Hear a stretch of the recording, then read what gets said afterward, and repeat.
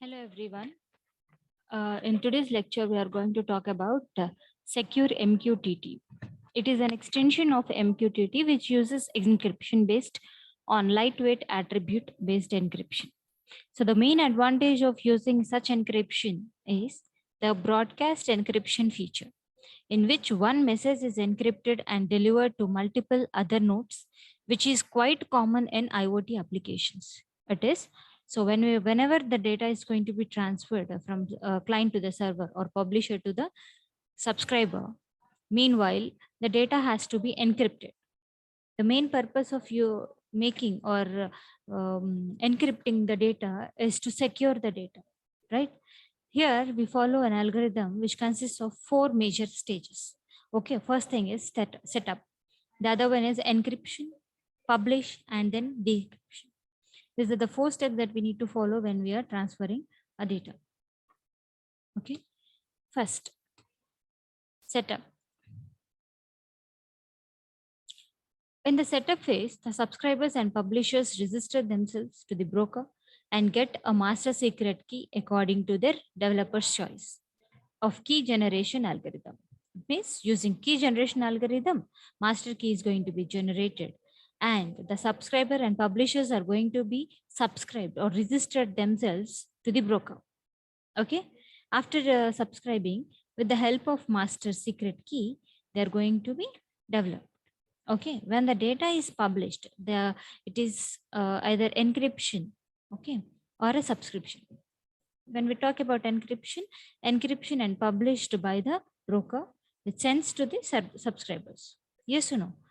Whatever the data that is encrypted by the publisher, that is going to be sent through broker, which sends it to the subscriber, which is finally decrypted at the subscriber and having the same master key secret. Okay, what does it mean? So if I am the person who wants to send the data, my data, I'm going to encrypt the data using master key and I'm going to send the data. Now the subscriber who wants to retrieve the data, he'll use the same master key and then he retrieves the data. Okay, in between the subscriber and the publisher, there is a broker. Now he is responsible to handle between these two, publisher and subscriber. Okay, is that clear? So the now next point is a key generation and a encryption algorithms are not standardized. It means it is no standard, no particular algorithm is used for encryption or for key generation. Okay, so SMQTT is a purpose only to enhance MQTT security features. So whatever the features that are available in MQTT, to make all those things, to make everything more secure, we are proposing this SMQTT. Okay, this is what about SMQTT. Okay, we'll move on to the COAP. COAP is considered as application protocol. Okay, it is considered as constrained application protocol, where we would be discussing about web transfer protocol designed for machine to machine, and it is based on request response model and the client server interaction.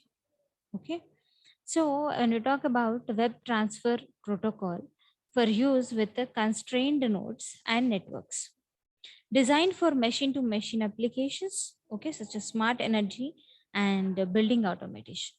It means designed for machine to machine communication applications such as smart energy and building automation based on request response model between endpoints.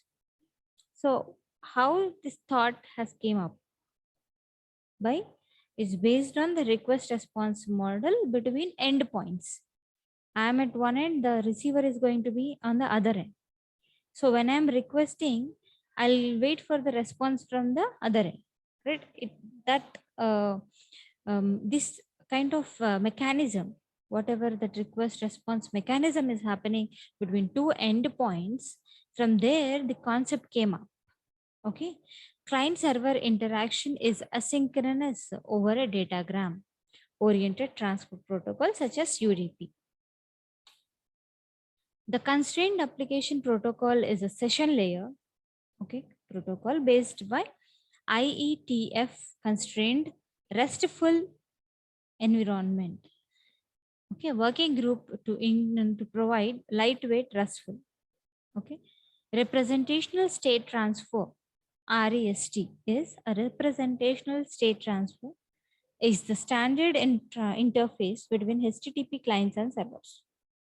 So when we are transferring the data between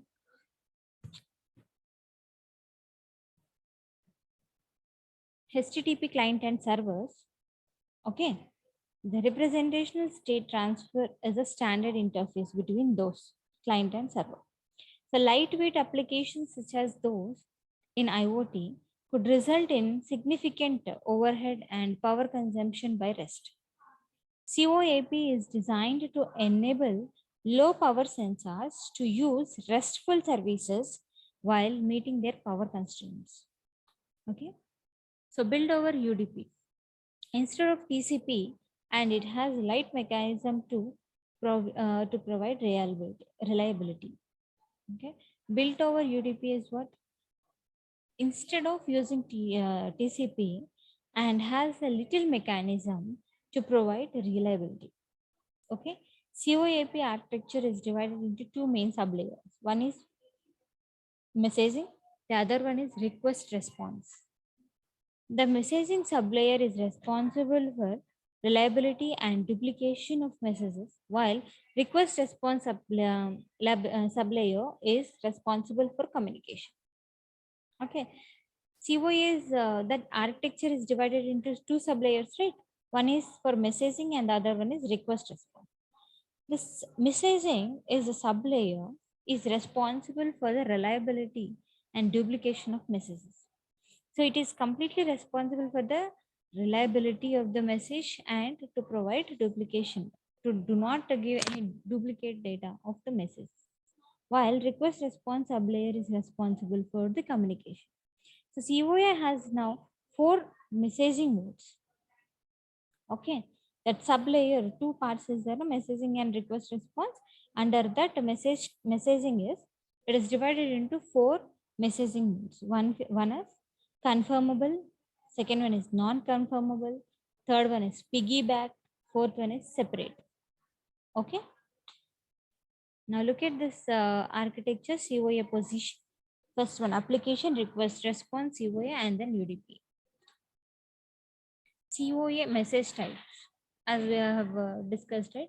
So this is how it looks like: confirmable, non-confirmable, piggyback, and separate. COAP request response model.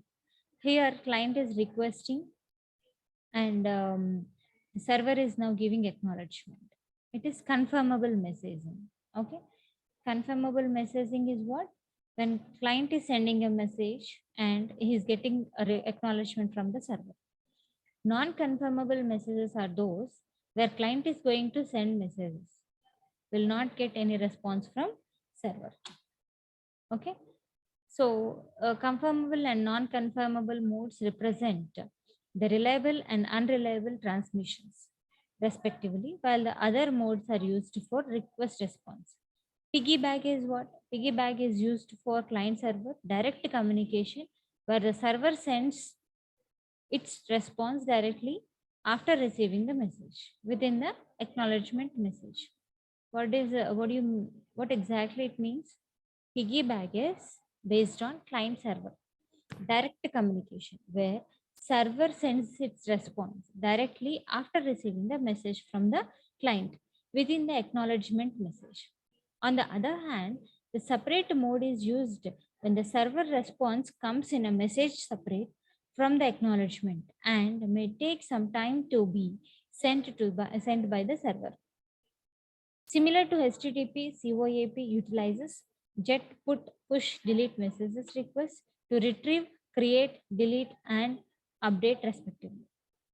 Okay. See, this is how it happens.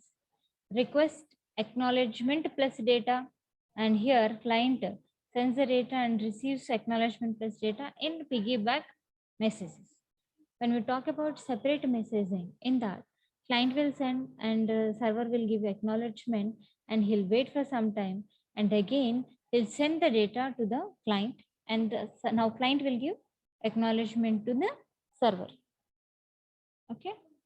The main features of CO APS: reduced overheads and parsing complexity, URL, URL and content type support, support for the delivery and resources provided by known as COAP services, simple subscription of the resource and resulting push notifications. Okay, simple caching based maximum message. Okay, by this we are ending with this session, and we'll continue the next part in our next lecture. Thank you.